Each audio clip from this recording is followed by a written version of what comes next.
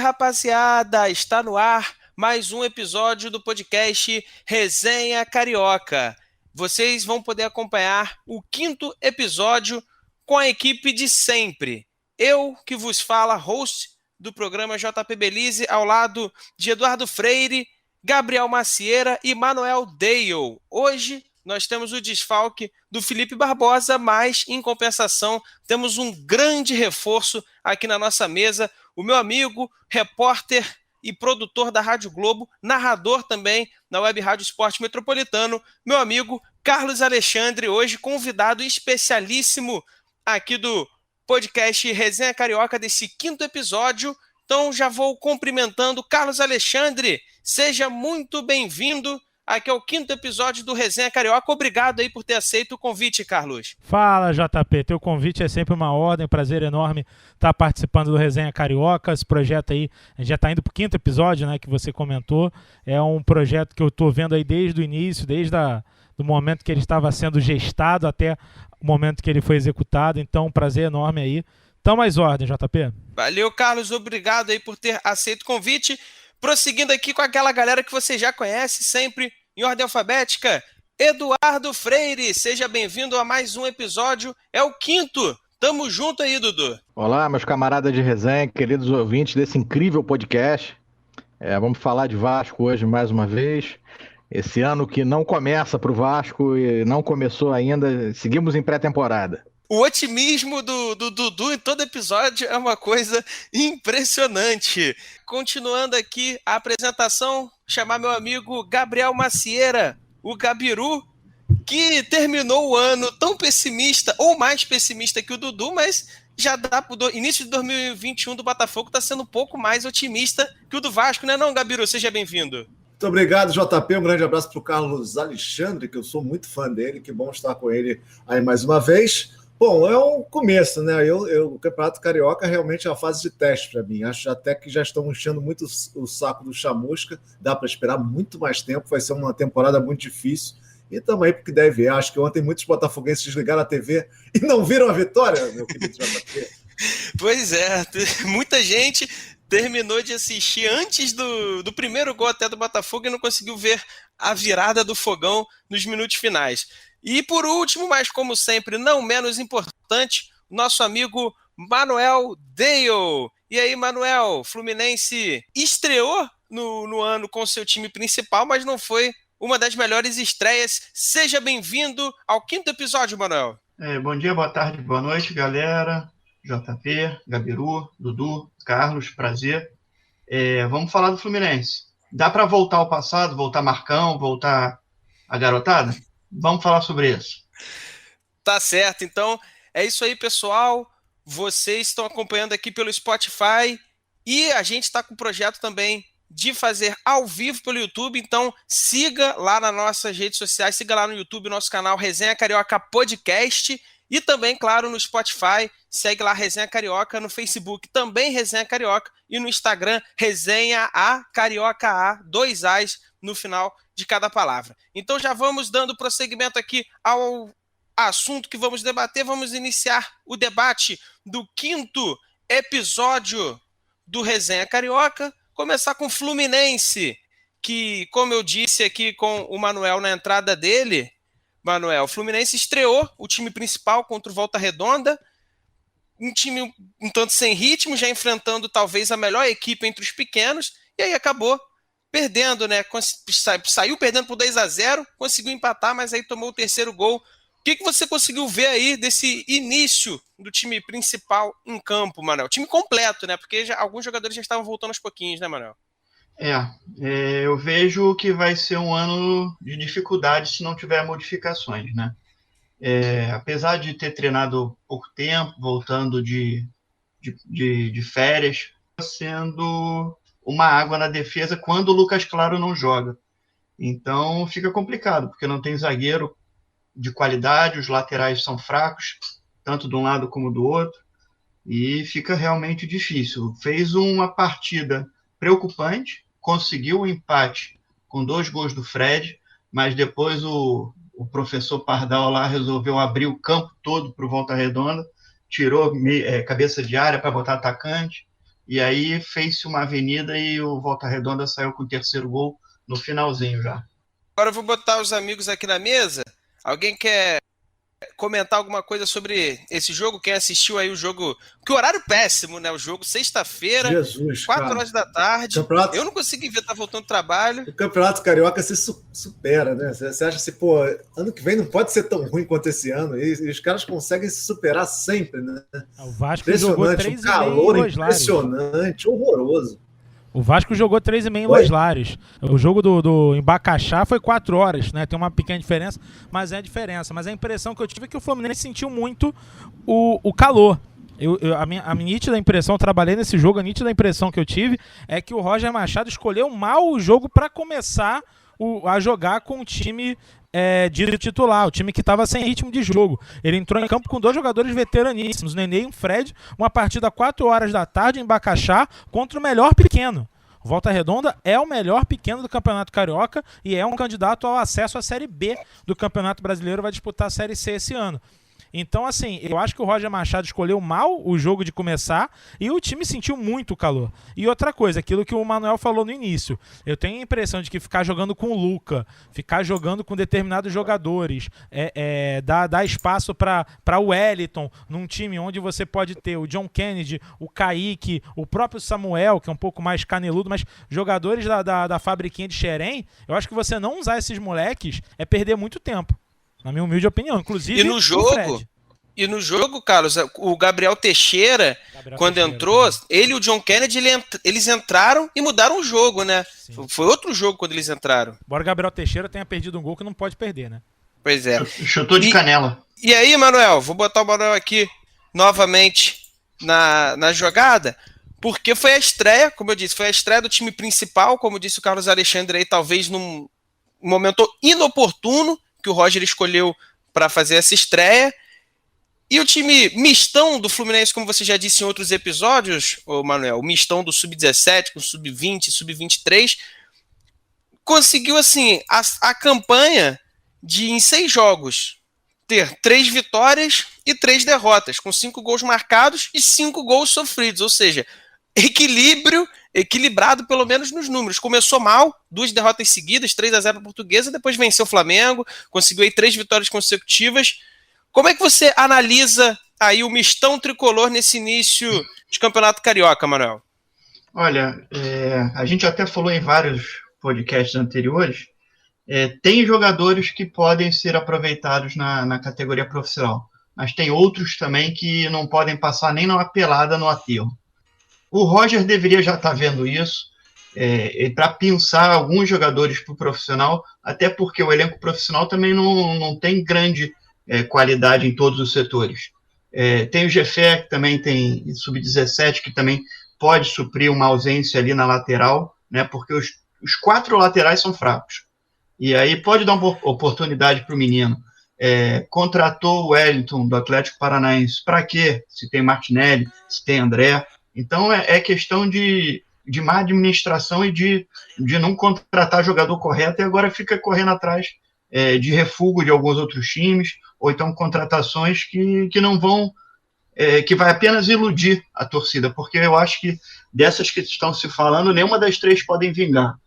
Ou é alto salário, ou o jogador não quer vir, ou é empresário, então fica realmente difícil.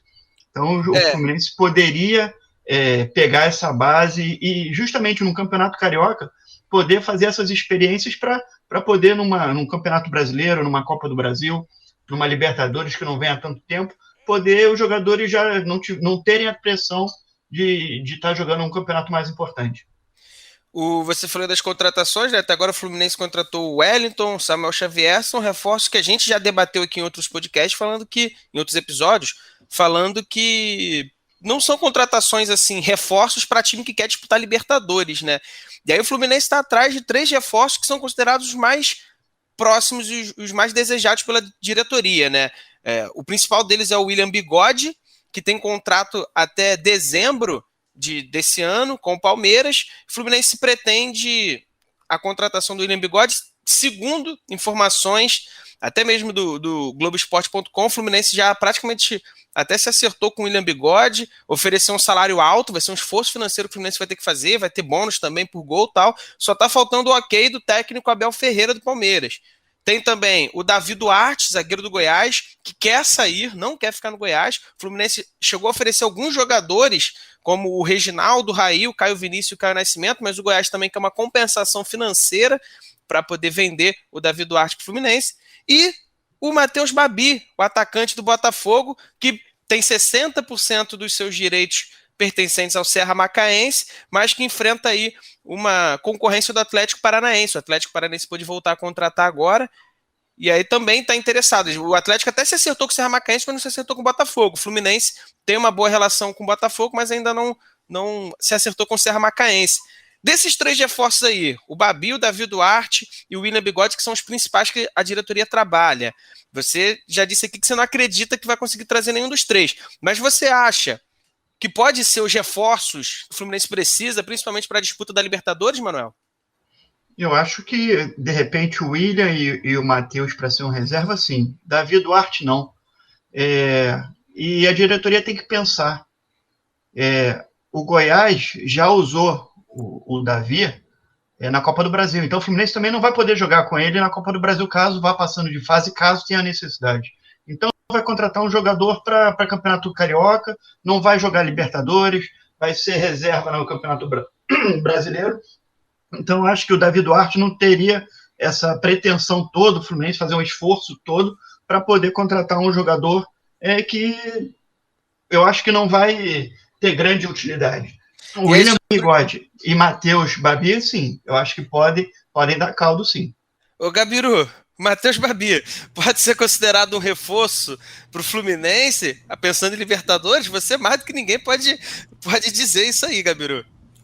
Cara, ele não é ruim, não. Acho que o problema é quando você quer jogar com ele fora da área. Eu acho que ele tá numa má fase, fez 10 gols naquele time horroroso, né? Então, se fazer 10 gols com aquele Botafogo, você deve ter alguma coisa boa. É um bom cabeceador, mas está numa fase horrorosa, assim. Não sabe jogar fora da área, não sabe jogar com o pé fora da área. Você acha que ele pode aprender alguma coisa com o Fred? Acho que sim, acho que há tempo.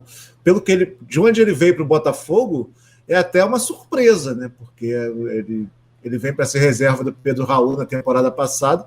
Achei que ele fosse dar muito pior, né?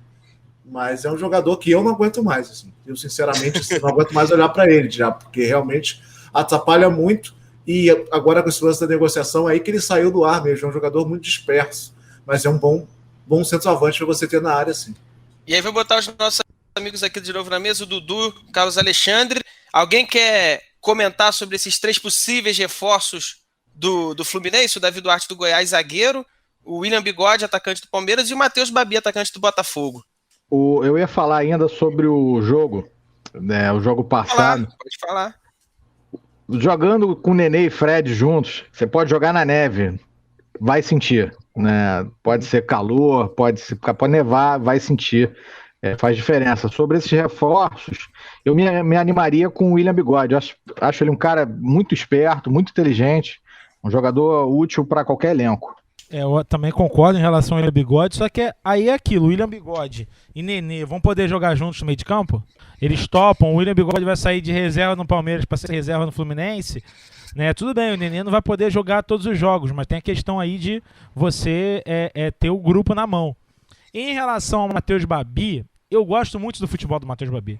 O Matheus Babi é muito bom jogador. Talvez, de fato, não tinha parado a pensar nisso. Mas esse negócio de negociação pode ter tirado ele do ar, embora ele já tenha falado que quer cumprir com o Botafogo, até por gratidão ao Botafogo, esse contrato até o final de 2021. Mas pode ter, sim, saído do ar. É um moleque que até outro dia estava jogando a seletiva pelo Macaé. Né, e do nada ele estava num time de Série A, né? Como esse menino também ascendeu socialmente, financeiramente falando, isso tira qualquer um do prumo. Eu acho o Matheus Babi um excelente jogador, e eu vou ser polêmico. E se o Matheus Babi for pro Fluminense, o Matheus Babi informa, o Fred é banco.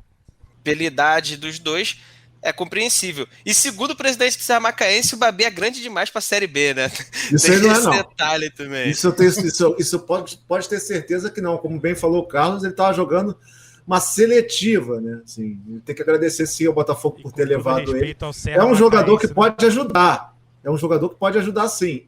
Mas erra muito ainda, muito. É novo Fora também. da área é muito, muito fraco. Fazendo pivô hoje precisa tanto, né? De repente ele pode aprender com o Fred a ser pivô, né?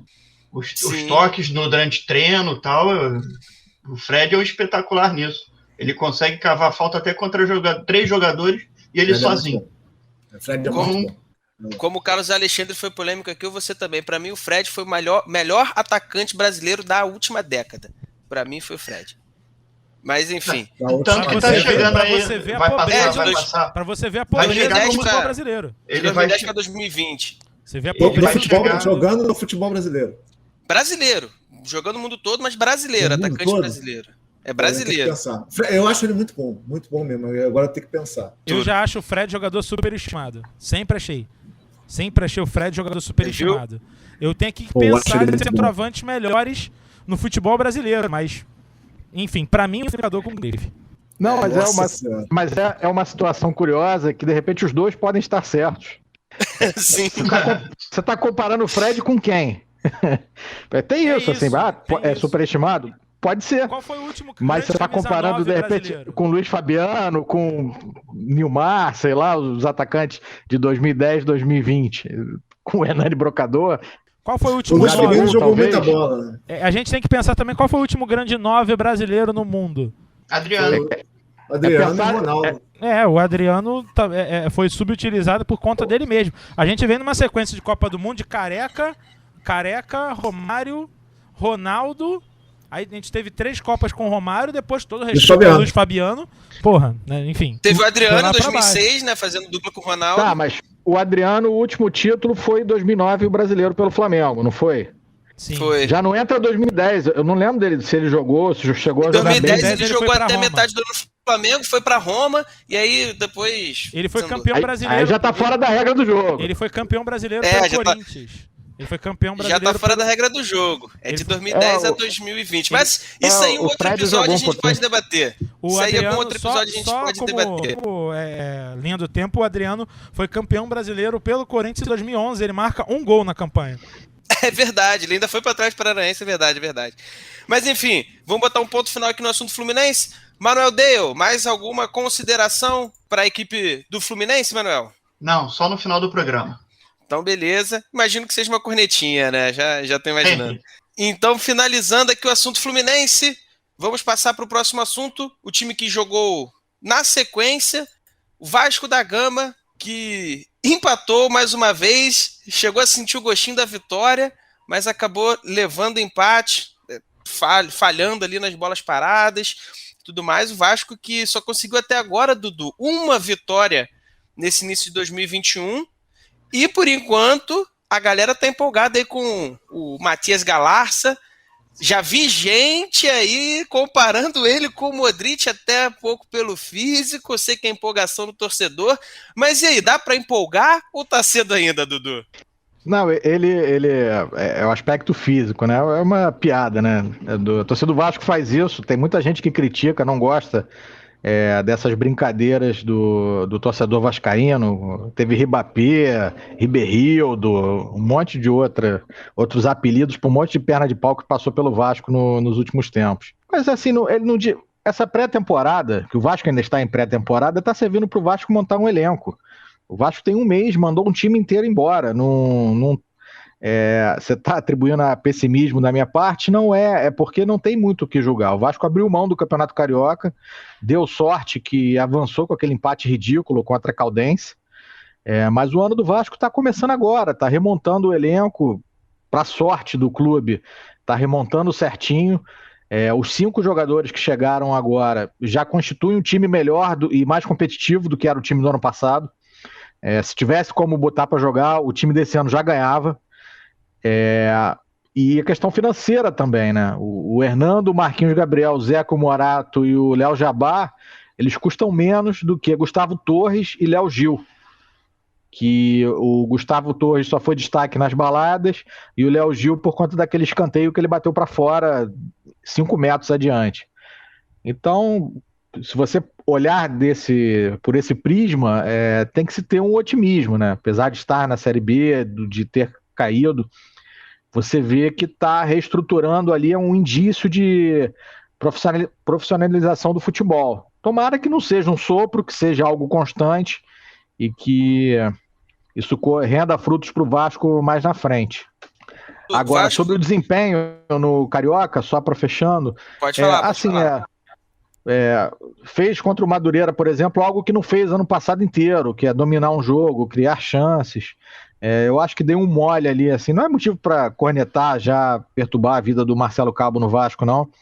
Mas eu acho que boa responsabilidade no empate ali foi a partir da parada técnica, que ele basicamente relaxou o time ali, né?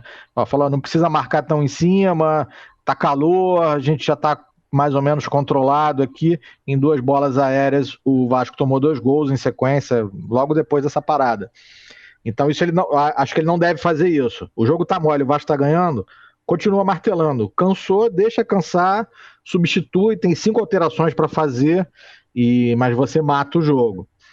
Mas assim, eu também não espero muita coisa desse Campeonato Carioca. Eu tô gostando do andamento do trabalho, de como os poucos recursos que o clube dispõe estão sendo utilizados. Acho que o caminho é esse. A única vitória do Vasco na temporada até aqui, Dudu, foi contra o Macaé, 3-1. E o nosso amigo João Corneta disse que o Vasco não jogou bem e que o Galarça foi um chute de rara felicidade, mas que até então ele não estava jogando bem, né, Dudu? Você concorda aí com a corneta do nosso amigo? Não, o João exagerou nessa, na corneta. O Galarza tinha acabado de entrar, antes do lance ele perdeu a bola, depois teve o lance do gol. Ele tinha entrado 2 minutos antes, ele não tinha feito muita coisa, não. É porque acontece, hoje em dia as partidas são transmitidas desde a base, né? Não é mais aquela coisa de surgir no profissional e você nunca viu o cara jogando, você se deslumbrar. O Galarça, ele já vinha ocupando algum destaque na base do time que ganhou títulos ano passado. Então, muita gente já conhece ele, assim. Você vê que o menino tem personalidade, ele chega na frente. Pode ser, né? Tem que ver uma sequência de temporada, mas a princípio promete. Não é nenhum Pelé, não é nenhum Modric, mas aparenta ser um bom jogador. É um custo barato para o Vasco. Ele veio por empréstimo do Paraguai e o valor dele é R$700 mil se o Vasco exercer o direito de compra. A gente já vai falar um pouco sobre as 2 contratações que o Vasco fez agora, né? Queria sua opinião, mas antes disso vou chamar nossos amigos aqui de novo à mesa, né? O Manuel, o Carlos e o Gabiru. Se vocês quiserem comentar alguma coisa aí sobre o Vasco da Gama, sobre o desempenho do Vasco até aqui, né? Foram em 7 jogos, 1 vitória, 4 empates e 2 derrotas.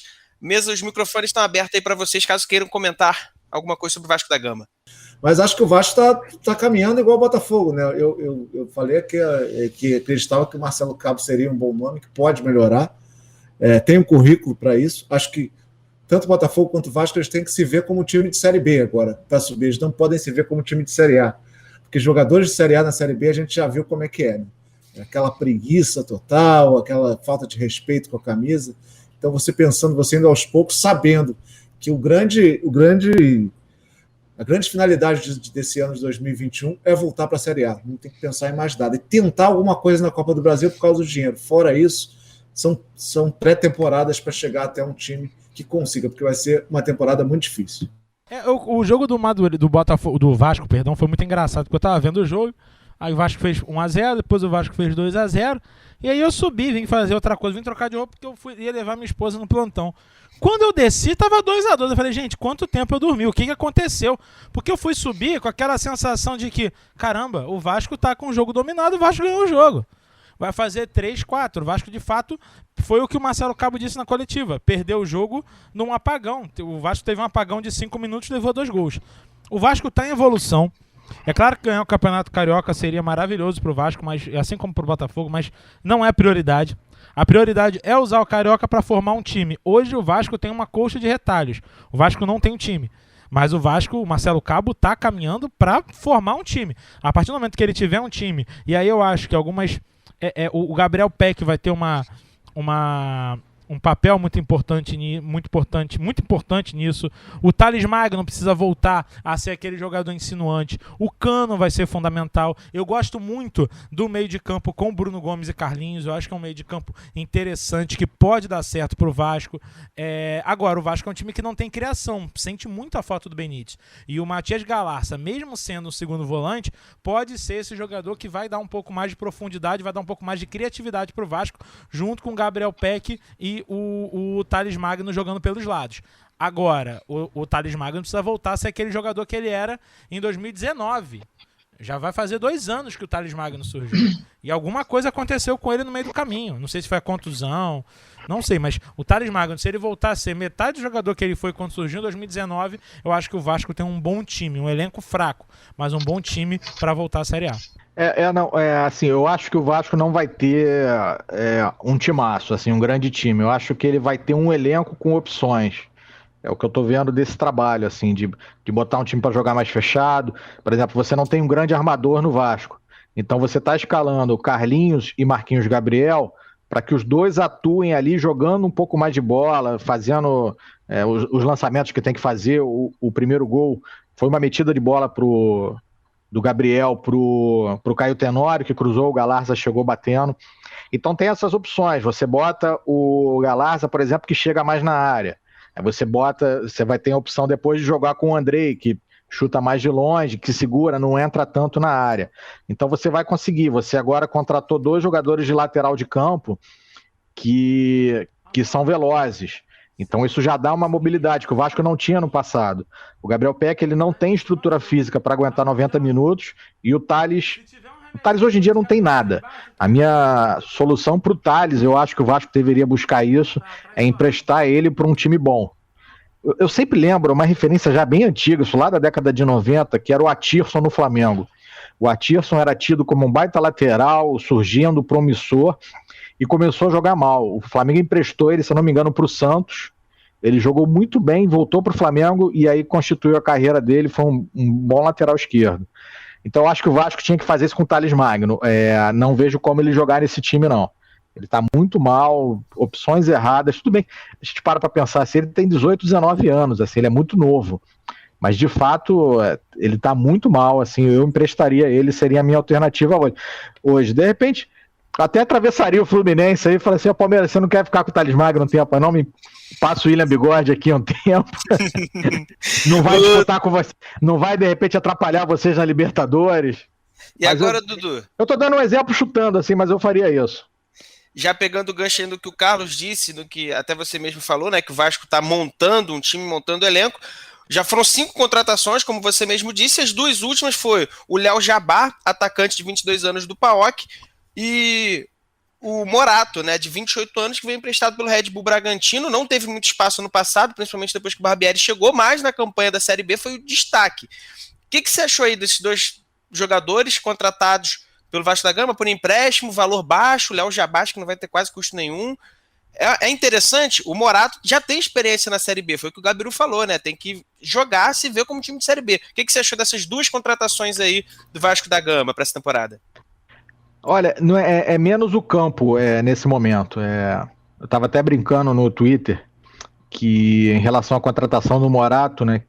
Que o Vasco nos últimos anos era assim: fulano de tal especulado no Vasco, fecha com Boa Vista.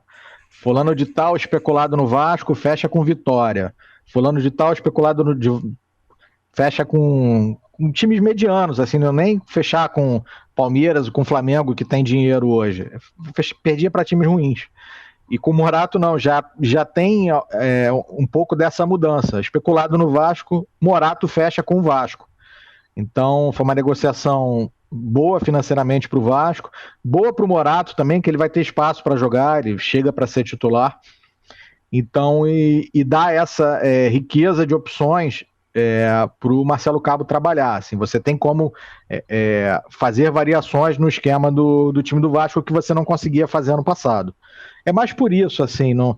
e pelo campo só jogando. Você tem o Léo Jabbar, ele teve contusão séria, ficou parado, ele só voltou a jogar no fim do ano, ele não teve uma sequência. No ano anterior ele jogou muito bem. Então tem que aguardar, não tem, qualquer coisa hoje é chute. O Zeca começou um pouco mal, já fez um belo gol no último jogo. Marquinhos Gabriel tem se soltando. O Hernando já começou um pouquinho melhor, só que se machucou também.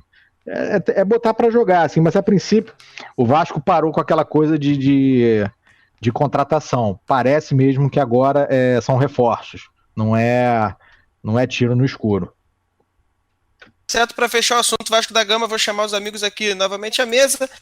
Vocês conhecem aí o Léo Jabá e o Morato? Vocês têm alguma consideração? Principalmente o Gabiru, né, que também vai jogar a Série B. Você acha que o Morato é mais ou menos o que você falou, Gabiru, de trazer jogadores que conhecem a Série B? Boas contratações. Acho que o Vasco está indo muito bem nisso até agora, né? Quer dizer, muito bem é um pouco exagero, né? Mas é isso aí, meio que se enxergar. Acho o Léo Jabá bom jogador também para a Série B. São jogadores que podem sim, no ataque, mudar algum jogo, porque vai precisar de alguém mais raçudo. E só de serem contratos curtos, por um valor baixo, isso daí já... Aquela maluquice. Pô, o Vasco tá com o Erlen encostado lá, o cara reserva 2 anos, com salário de 300 mil reais por mês. Isso é um absurdo, cara. E tem mais jogador para sair ainda, dá para desonerar a folha com jogadores que já não estão nos planos em 600 mil, mais ou menos. Só metade disso é o Erlen. O Vasco já reduziu a folha salarial em 35%, a diretoria calcula aí 9 milhões ao todo, né, de economia anual, 1,4 milhões de economia mensal, já é bastante coisa, né? Agora vamos colocando ponto final aqui no Vasco da Gama, vamos prosseguir. Antes de falar individualmente de Botafogo e de Flamengo, teve o clássico entre Botafogo e Flamengo na semana passada, né, na penúltima rodada. Quero botar o Carlos Alexandre e o Gabiru aí na jogada para comentar um pouquinho do que foi esse clássico, 2-0 para o Flamengo. E eu lembro que no episódio anterior, Gabiru, a gente até brincou que, nossa, todo mundo reclamando do Michael, você até falou, vai ver que o Botafogo vai tomar um gol do Michael. Quase tomou, né? O Michael teve ali 3 oportunidades ali que o Douglas defendeu bem. Cara, foi uma vergonha, assim, o Botafogo foi atropelado, né? Nem viu a cor da bola, assim, foi até bom para botar. Quer dizer, foi até bom não, porque acho que o torcedor do Botafogo tem total direito de ficar puto, e eu fiquei puto também com esse jogo. O Botafogo não conseguia tocar na bola, né? Parecia o Flamengo estava jogando, parecia contra o time da Série E, nem B, né? Porque tamanha a diferença de um time para o outro. Acho que foi muito mal organizado pelo Chamusca. Parecia que o Mauricinho tinha visto o Botafogo, sabia exatamente o que acontecia no jogo. Logo em 15 minutos ele se ligou aos lados para ir. Zé Wellison ali, pelo menos, pode ter sido a despedida dele, o que é bom. Mas foi realmente, eu achei que o Flamengo poderia até ter feito mais, até puxou um pouco o freio de mão nesse jogo, que no segundo tempo até deu uma melhorada do Botafogo, muito mais por cansaço do time do Flamengo para isso. Mas cara, isso aí tem que acontecer no Campeonato Carioca mesmo. Infelizmente foi num clássico contra o arquirrival, que não é a melhor coisa do mundo. O Flamengo teve mais trabalho com Boa Vista do que com o Botafogo. O Boa Vista deu muito mais trabalho para o Flamengo. Sim. O Flamengo poderia até ter vencido, perdeu muitas chances. O Rodrigo Muniz perdeu chance, o Gabigol perdeu chance, mas o Botafogo realmente, parecia que o Botafogo estava com medo de ser goleado, né? O Botafogo entrou com medo de ser goleado. Agora, é um clássico que não dá muito para tirar por parte do Flamengo, não dá para tirar muita coisa. Ainda era um time de transição, a gente vai falar um pouquinho depois disso, mas deu para ver que o Flamengo, o time B do Flamengo, é muito melhor do que os outros adversários do Rio de Janeiro, o que é ruim pro futebol carioca. No encerramento do último programa, eu até cheguei a falar isso, assim, que de fato parece outro esporte, assim, a diferença do volume de jogo e o jeito que o Flamengo joga tá muito na frente de todos eles. O Fluminense ainda consegue ser um pouquinho competitivo, mas pro Vasco e Botafogo não dá. E é normal isso, do Botafogo e do Vasco ficarem mais atrás até em relação a alguns times pequenos, porque são elencos que estão em formação.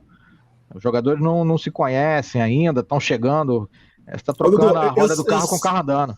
Eu só achei anormal o jeito de jogar, porque assim, quando você vê com a superioridade do adversário, você tem que armar uma outra tática. Você não pode ir para a mesma que você vai contra qualquer time, principalmente num clássico. O Botafogo deu todos os espaços, méritos do Flamengo de marcar muito bem a saída de bola, né? O Flamengo meio que sufocou o Botafogo durante grande parte do primeiro tempo.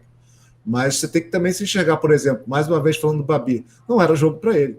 É o cara que vai ficar lá no ataque, se a bola não chegar nele redonda, ele não vai fazer nada. Então são uns pequenos detalhes que viram grandes detalhes num jogo de tamanha superioridade de um clube. Não, eu concordo, mas assim, teve uma experiência recente, deu certo pro Fluminense. O Fluminense conseguiu ganhar o jogo assim, passando aperto, ficando atrás, contando com a falta de pontaria do Flamengo, que o Flamengo tá perdendo muita chance de gol, e conseguiu lá, o Botafogo quase empatou o jogo, teve aquela bola que tiraram ali quase do lado da trave, que se bobear, passar o replay, a bola entra. E depois acabou fazendo o segundo gol e definiu o jogo, mas é uma tentativa. E o lado psicológico também, o time do Flamengo, eu me recordo ainda da época que o Vasco tinha bons times, você tirava um titular, você botava um Zezinho da vida, o cara entrava no Maracanã lotado, driblava o goleiro e fazia gol. Então, quando tá tudo bem a fase, você fica com o teu psicológico fica lá no alto. Quando você tá em baixa, o jogador que é melhor, ele cai. E quando você tá com o psicológico em alta, o jogador mediano, ele sobe. O Flamengo, o domínio, o Flamengo já entra no jogo vencendo. O maior exemplo disso foi que o Michael quase fez gol do Botafogo. Não falei, velho. Vocês ficam chamando também, zicando a parada. Nunca vi. Mas são óbvio. Coisas que acontecem no Botafogo, né? Não, mas Michael... Gente, o Michael... Depois a gente vai falar com calma, mas Michael não dá, não. Não dá. Michael... O Michael, ele chuta a bola e ele cai. Ele não tem força... Alguém tem que dar, sei lá, um biotônico pra aquele menino, porque ele não tá bem. Ele não tá bem, Michael. Só um comentário. O Flamengo sempre, quando vai contratar alguém de destaque em Goiás, Paraná, que se destacou em apenas um campeonato, geralmente o resultado é esse, né? Visto os Josiés da vida. E o Josiel não deu certo. O Souza, eu gostava do Souza Caveirão. Acho que o Souza foi um jogador que deu pro Flamengo. Né? Souza Caveirão, agora Dimba, não deu certo, enfim. E o Josiel, ele desandou a fazer gol em 2009, naquela reta final dele. Só que o Adriano veio. E aí mandaram o José embora e trouxeram Denis Marques. Meu Deus. Também é outro que foi destaque de um jogo só no Atlético Paranaense. Mas aí, ô Gabiru, logo depois da derrota pro Flamengo, o Botafogo conseguiu a vitória suada de virada contra o Nova Iguaçu, onde muitos torcedores do Botafogo acabaram nem vendo a virada, né? E aí eu vi um dado interessante, Gabiru, que o Botafogo, ele precisa... Deixa eu ver o número aqui certinho para não me equivocar. Ele faz um gol a cada 12 chutes, né? Ele precisa de 12 chutes para fazer um gol. Ao todo foram 72 finalizações para fazer 6 gols no Campeonato Carioca. Isso mostra uma certa deficiência do Botafogo. Tudo bem, é um time em formação ainda. Mas você, se eu não me engano, no nosso terceiro ou segundo episódio, alertou. O Botafogo, quando enfrentar times que são menos favoritos e que vai passar por isso na Série B, vai precisar saber criar e vai precisar ser mais efetivo no ataque, o que até agora não está sendo, né, Gabiru? Não está sendo. Ontem, no domingo, né, no primeiro tempo, acho que o Botafogo até no ataque deu uma melhorada, mas você vê que quando a bola chega mesmo na hora de finalizar, e o time não consegue fazer isso, o time fica meio perdido ali. O Babi, ontem pelo menos tentaram cruzar mais para a área, que era um pedido que acho que quando você joga com um jogador que é bom cabeceador, não vale a pena você jogar por baixo. O Botafogo tentou, mas muito mal.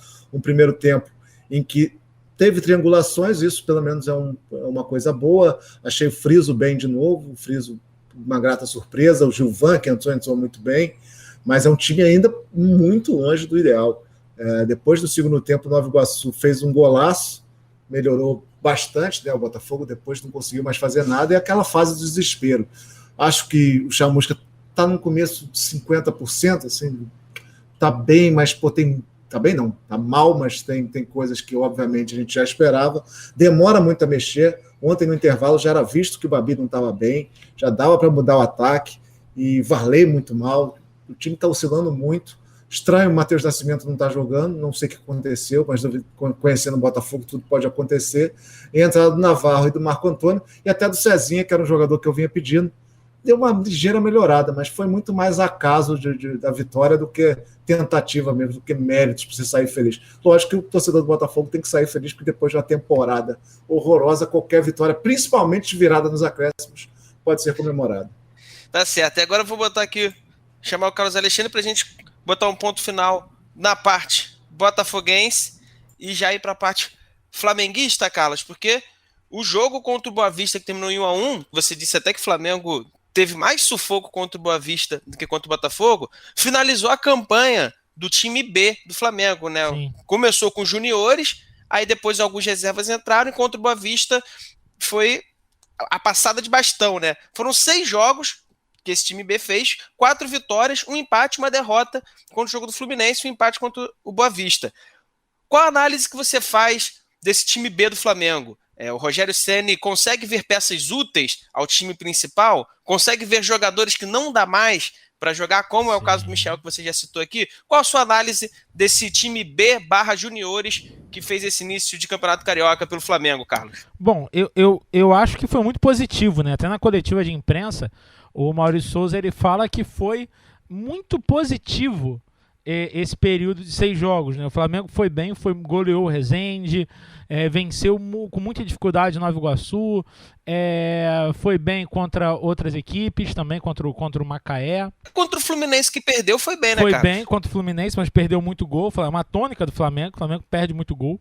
O Flamengo, ano passado, ganhou o Campeonato Brasileiro, mas muitos jogos que o Flamengo tinha o domínio não conseguiu vencer, como, por exemplo, contra o Racing, na eliminação na Libertadores. Mas eu acho que foi muito positivo. E aí, eu até tenho a lista aqui de jogadores de que o Flamengo, que o Rogério Ceni vai aproveitar. Primeiro, o Bruno Viana. Bruno Viana, que foi um zagueiro que chegou com uma certa desconfiança, porque o pessoal não conhecia muito ele. E ele mostrou uma segurança na bola aérea, uma segurança defensiva. E principalmente, Bruno Viana é um jogador que sabe sair jogando. Ele é bom saindo jogando, algo que é muito valorizado pelo Ceni, tanto que ele recua o Arão para a posição. Tendo em vista que Gustavo Henrique e Léo Pereira não inspiram confiança, o Tuller vai para o Montpellier da França, assim que a janela abrir, e o Natan foi negociado com o Red Bull Bragantino, o Flamengo vai ficar sem... vai ficar com o Rodrigo Caio, o Arão, né, que deve continuar na zaga, e com o Gustavo Henrique e Léo Pereira. E o Bruno Viana demonstrou que tem condições de brigar para ser titular. Jogar ele e Arão, ou até mesmo o Rodrigo Caio e ele com o Arão voltando para a volância. Você falou dessa qualidade de saída de bola dele. Ele me lembra até o Pablo Mari, que ele gosta de fazer aqueles lançamentos, aqueles passes verticais. Sair com a bola dominada. Fez isso contra o Boa Vista. Sim. Me lembra, assim, não é um Pablo Mari, a torcida do Flamengo espera que seja, mas a gente imagina que não seja, mas lembra, não lembra? Lembra sim. O Pablo Mari vem numa situação muito parecida, né? Só que ainda mais desconhecido. Pô, um zagueiro espanhol, o que ele vem fazer jogando no Brasil, enfim. E foi o sucesso que foi o Pablo Mari e o Rodrigo Caio se encaixando. Rodrigo Maia, enfim. O Rodrigo Caio se encaixando perfeitamente por ali. Então, Bruno Viana é um. Nas laterais, o Flamengo viu que está muito bem servido nas laterais. Não precisa contratar. O Flamengo tem o Mateuzinho, excelente jogador, vai ser o reserva imediato do Isla. E tem o Ramon. O Ramon, para mim, eu gosto muito do futebol do René, mas para mim o René atrapalha a evolução do Ramon, porque o Ramon é muito bom jogador. O Flamengo está muito bem servido em 2 posições que são carentes no futebol mundial.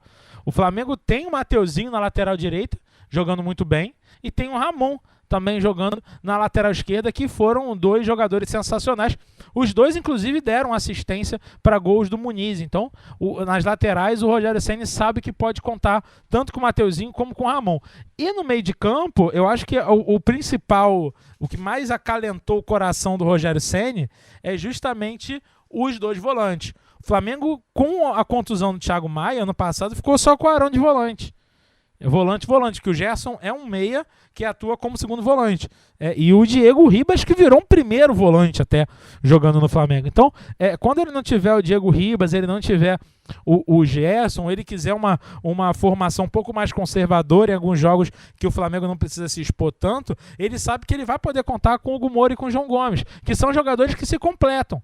O João Gomes é um segundo volante que sabe chegar, né, chegar de frente para o ataque, cabeça erguida, sabe jogar, sabe dar passes, é um jogador com um passe vertical muito bom, com um chute de meia distância também, já acertou 4 bolas na trave. O gol do João Gomes não sai, é impressionante. E o Hugo Moura, que é mais uma camisa 5, fica um pouco mais plantado ali na frente dos zagueiros, mas sabe distribuir bola e também tem um arremate de média distância muito bom, tanto que ele fez aquele gol contra o Botafogo, segundo na vitória contra o glorioso Nilton Santos. E a gente tem no ataque o principal, a grande descoberta, vamos dizer assim, para a grande torcida do Flamengo, para o torcedor em geral, que foi o Rodrigo Muniz, que é um jogador que estava emprestado ao Curitiba. Quando o Lincoln começa a cair em desgraça, mais ainda do que o Lincoln, desde aquele gol perdido no Mundial, ele caiu em desgraça. E ali o Rogério Ceni fala, eu quero o Rodrigo Muniz de volta. Foi um jogador que o Rogério Ceni pediu.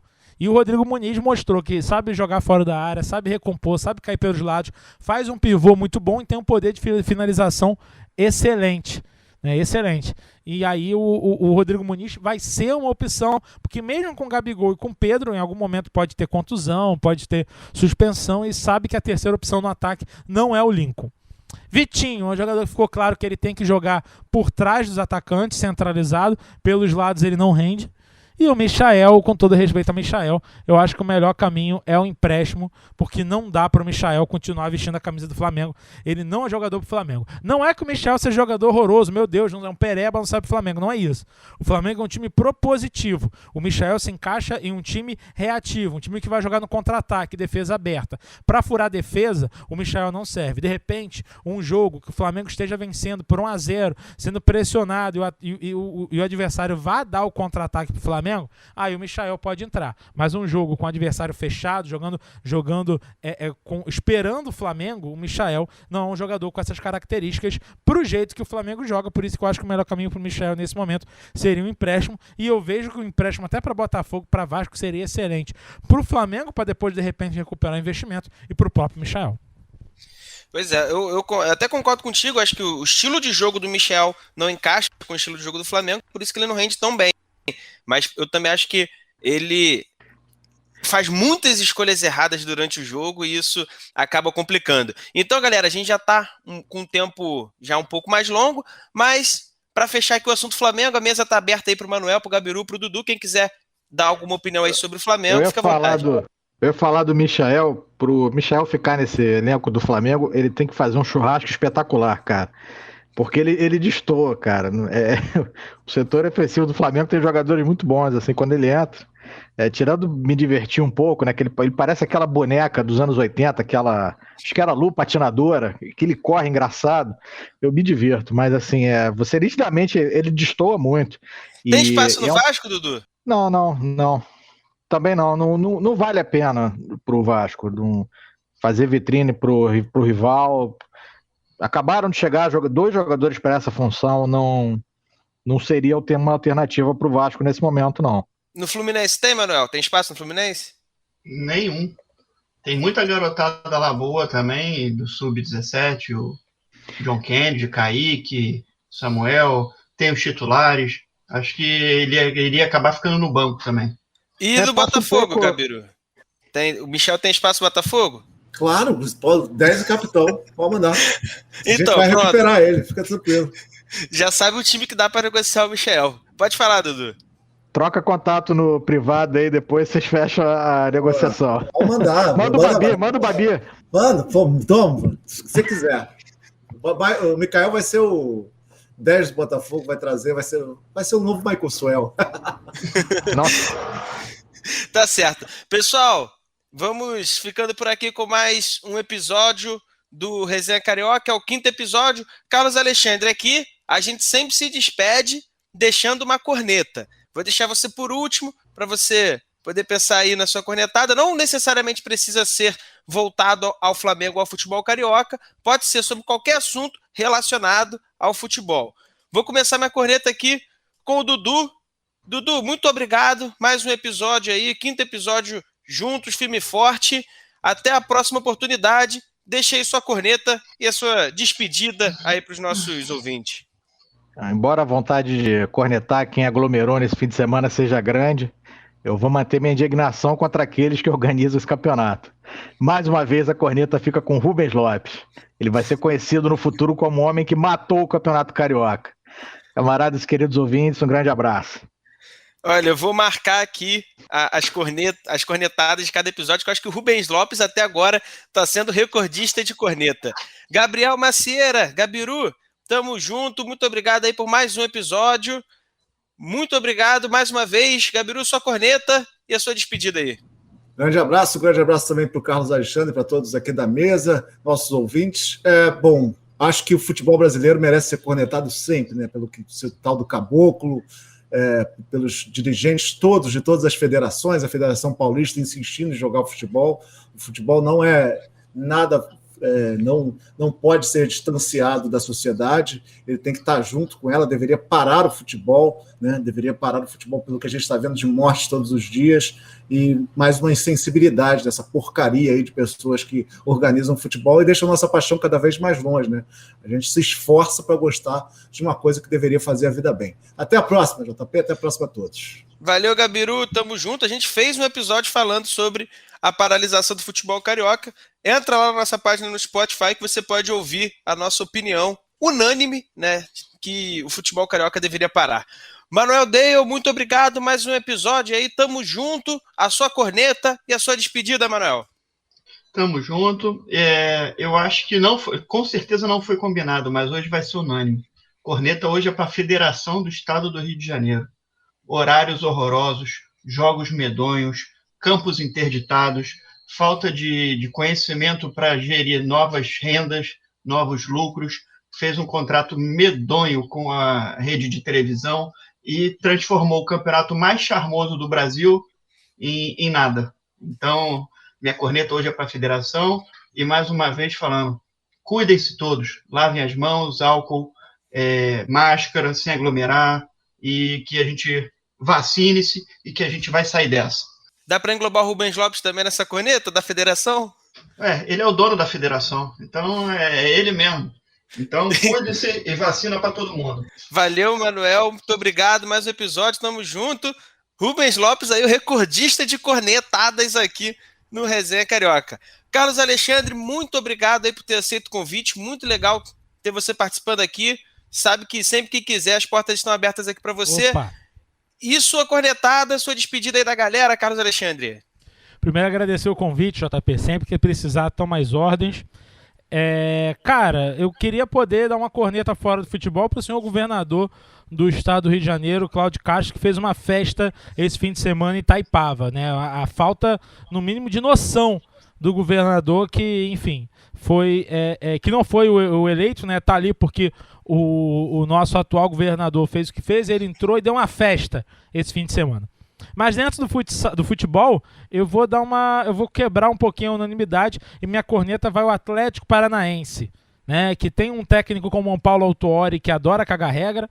Você tem um presidente de honra como Petraglia que adora também dizer o que pode, que não pode, quer fazer o Atlético Paranaense diferentão.